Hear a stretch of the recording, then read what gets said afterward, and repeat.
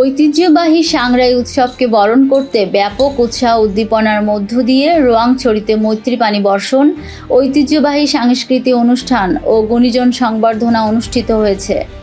পুরনো বছরের সব দুঃখ, কষ্ট, গ্লানি ও জরাজীর্ণ ধুয়ে মুছে ফেলতে প্রতি বছরের ন্যায় এবছরও এ উৎসব পালিত হয়। শনিবার রোয়াংছড়ি সরকারি উচ্চ বিদ্যালয়ে এ অনুষ্ঠানে সভাপতিত্ব করেন উৎসব উদযাপন কমিটির সভাপতি মেহালং মারমা ও সাধারণ সম্পাদক অংকর্মা মারমার সঞ্চালনায়। উক্ত অনুষ্ঠানের শুভ উদ্বোধন করেন লেখক ও প্রযোজক উডামং উষাথোয়াই।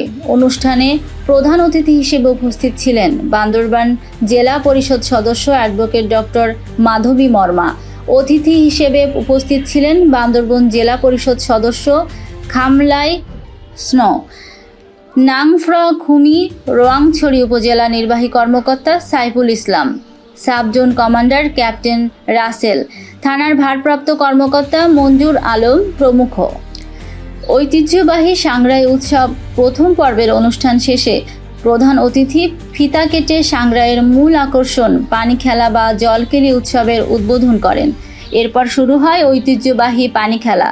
এতে মূলত অবিবাহিত তরুণ তরুণীরা একে অপরকে পানি ছিটিয়ে ভিজিয়ে দেয়। এর মধ্য দিয়ে বিগত বছরের সকল পাপ ও জরাজীর্ণ ধুয়ে মুছে যায় বলে তাদের বিশ্বাস। এদিকে তরুণী, অপরদিকে তরুণরা মুখোমুখি হয়ে দাঁড়ায়। ছোট ছোট ডিঙি নৌকায় পানি ভর্তি করে রাখা হয়। এরপর বাঁশি বাজার সঙ্গে সঙ্গে চলে পরস্পরকে পানি ছিটানো। এভাবে এক দলের খেলা শেষে আরেক দল খেলা শুরু হয়। জলকেলি উৎসবের মাধ্যমে মারমা তরুণ তরুণীদের একে অন্যের সাহায্যের আসার সুযোগ হয়। এ সময় তারা তাদের প্রিয় মানুষটিকে বেছে নেওয়ার কাজটিও সফলভাবে সেরে নেন। সাংগ্রাই উৎসবের সবচেয়ে আকর্ষণীয় পানি খেলা দেখার জন্য হাজার হাজার নারী, পুরুষ, শিশু, কিশোর উৎসব স্থলে সমাবেত হন।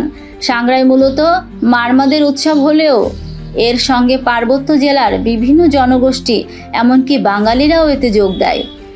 সাংগ্রাই উৎসব পরিণত হয় পাহাড়ি বাঙালির মিলন মেলায়।